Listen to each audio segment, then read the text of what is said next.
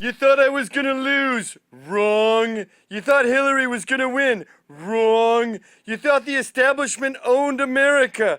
Irrevocably. You thought America was lost. Wrong. We won America back.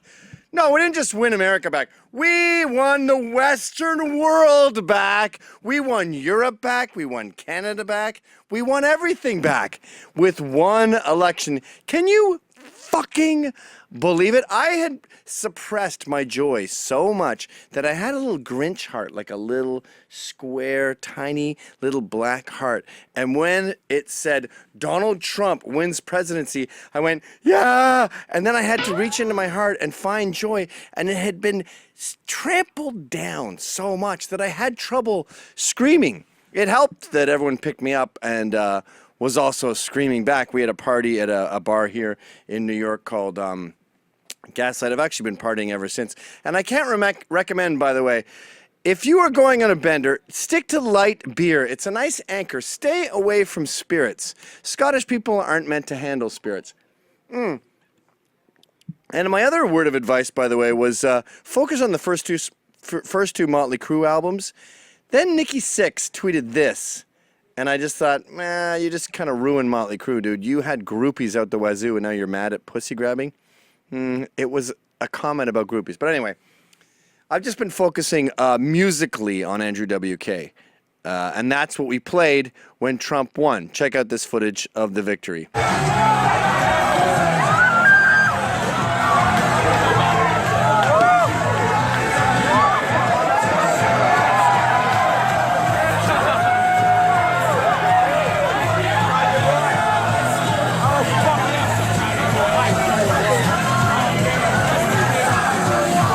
And then check out this, this footage of the loss.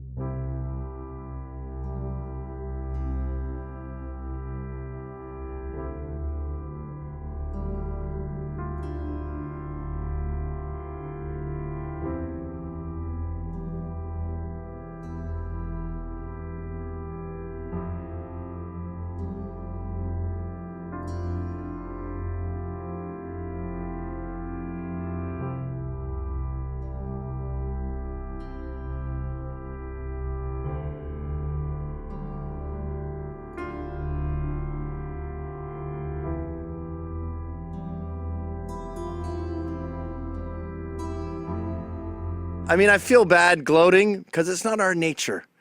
It's sort of like the patriarch is a giant sword, and we were handed back the sword, and they go, wow, you're going to be mad now. You're going to start beheading people, right? And I just sort of put it back in its sheath, and I said, no, I'll just be putting my sword here, back where it belongs, next to my armor. And if there is an issue, I will pull it out. But my only beef with this sword was that you had it for so long, and you were so bad at it. It's sort of like driving, you know, when women drive, and you're in the passenger seat and you're seeing people pass you in the slow lane and you go, honey, we either have to go in the slow lane or speed up. We're not supposed to be here. You don't know how to drive. You don't know how to run a society. Yeah, well, societies are a lot safer when women run them. I can't wear this hat. It looks like a Pillsbury Doughboy hat. And you go, no, women did run society for a long time. It was called paganism. They sacrificed babies and virgins. It wasn't pretty. But yeah, we've been partying our ass off for days. And yeah, just look at the footage. We had the most incredible party ever when we took the country back. Humongous was there. Tonight, we will ask Hillary, who runs Bordertown?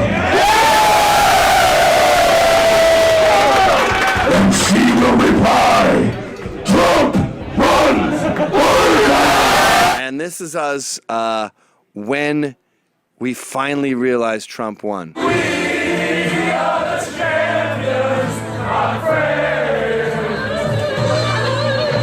And we'll keep on fighting to the end. I like this guy just pouring a beer on his head. The Proud Boys. God, it was a fun night. And there's a funny thing happening, too, with the media, where about half of them went, this is inexplicable. I love that word. inexplicable because it shows that you don't know how to do your job because your job is explaining things. And secondly, you are so far away from society, which is why Trump won. The press, the pundits, the media class, excuse me, have become so separated from flyover country, as Dana Lash put it, that they can't explain what happened. And that's, ironically, why Trump won. Because you guys have been off at a tangent. I saw Huffington Post had a thing out the next day that said what to tell your children. And my favorite part of it was, tell your children that even though Trump's won, we will still be standing by disabled people. So even though Trump wants to beat up the severely handicapped, we won't let him. And what sums up the insanity of their narrative better than that? There was this guy who said, I want you to know that my gym contains a lot of different races, including a guy in a wheelchair. Congratulations. Ooh, you got me. I don't like that. I don't want people in a wheelchair to go to a gym. No way, Jose. Oh, I want all Aryan people lifting giant cement swastikas up and down. That's my America. You fucking dummies. That's what's so fun about this. And again, I know I'm contradicting myself because I say it's not our nature to gloat, but Jesus, I'm trying to make a viral video here. It's kind of irresistible. And last night in New York, people just showed up and just started yelling at the sky. Hey, I don't like what's going on. I mean, just literally, they yelled it up into the sky. And by the way, if you are yelling, everything that you do is wrong. If you're yelling, you want to go like this. Hey, I'm yelling. When you go like this, hey, I don't like, that doesn't help the phonics at all. Okay, ladies? Just going like this, you're not helping the sound waves get out.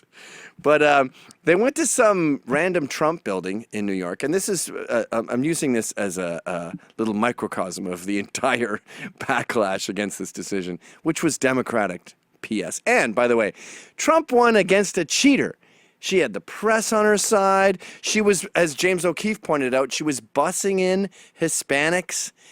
She was totally playing with the numbers, and she still lost.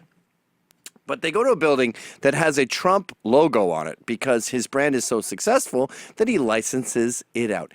He's not in every Trump building. You're thinking of Jesus Christ. Trump can only be at one place at one time. But no, they broadcast this laser light on his thing, on his building, and then they just go, at a building. Just like the guy who's mad that you have people in wheelchairs at your gym. And just like the guy who's mad that, oh, God, you love disabled people and your school is still open-minded. Oh, I hate that. Don't you get it? Trump was more than just a shattering of the ridiculous liberal narrative that's been going on for so long, for a quarter century. And it was Dad saying, I've had enough of this lie. And I said this, I don't want to toot my own horn, though I do. It's the invisible voter, and the invisible voter was dads. Dads have been ignoring the political process. They've been dismayed with the way things are going. When pollsters call, they say, yeah, I'm not answering that call. I get a call from the NRA every day. I just hang up. They want money. Dads don't talk to people on the phone who aren't going to help them. This is a dad answering the phone. When he sees the number that he doesn't recognize, he has this look of disdain on his face. Who is this? Who's wasting my time? That's why the polls lied to you, because the polls were only talking to broads. And broads tend to just say whatever makes you happy, and that made the pollsters happy to say Hillary.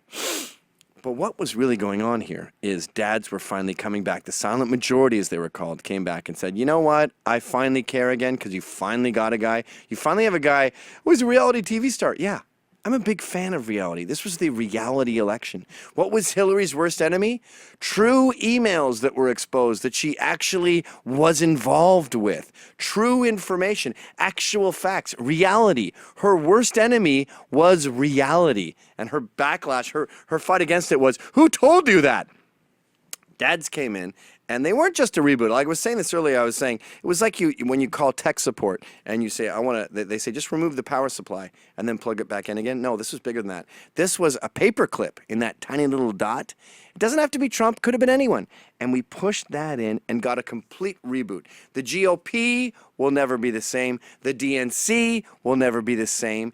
The White House will never be the same. The Western world will never be the same. This is Brexit, but with Batman.